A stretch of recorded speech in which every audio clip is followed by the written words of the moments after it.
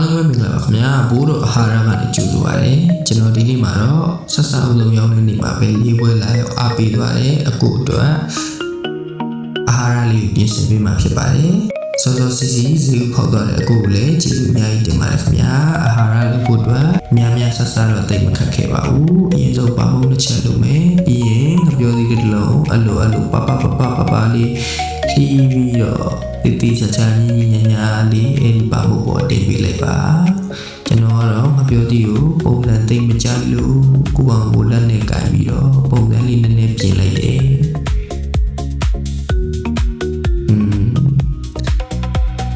ကြည့်ကောင်းတဲ့လောက်ဖြစ်သွားပြီဆိုလို့ရှိရင်ကြက်ဥကကြက်လေးတစ်လုံးကိုအဲ့ဒီပုံကိုဖောက်ထည့်ပေးလိုက်ပါ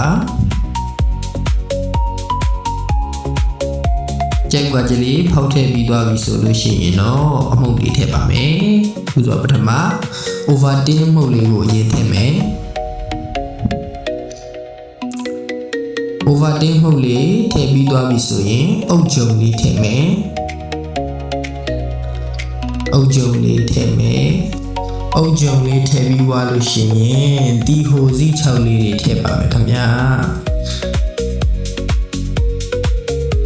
ကျွန်တော်ကဈေးရောက်လို့ရှိရင်စိတ်ပါရင်ပါသလိုအမှုန့်တွေပစ္စည်းတွေအများကြီးထည့်ပေးပါတယ်အမေကတော့အရင်မြန်ပြုတ်မယ်လို့တော့ပြောပါတယ်ဒါဒီဝစီလေးလည်းထည့်ပြီးသွားလို့ရှိရင်စပစ်သီး6လေးလည်းထည့်မယ်ခင်ဗျာဒါကတော့အာဟာရအရှည်ပါတပွဲ9000ကျပ်ပါခင်ဗျာဒိန်ရင်နဲ့လည်းရသလိုနို့ပူနို့အေးနဲ့လည်းစိတ်ကြိုက်ရပါတယ်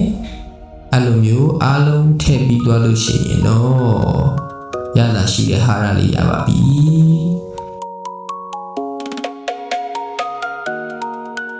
ပြီးတော့ရင်ဒီလိုနွားလို့ပြစ်နဲ့နိုးအေးလေးပဲထည့်မလား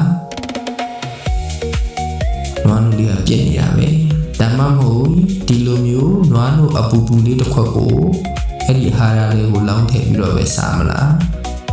ကစတမာတွေကြိုက်နေတဲ့ပုံစံနဲ့မာယူစားတော့နိုင်ပါတယ်ခင်ဗျာကျေးဇူးအများကြီးတင်ပါတယ်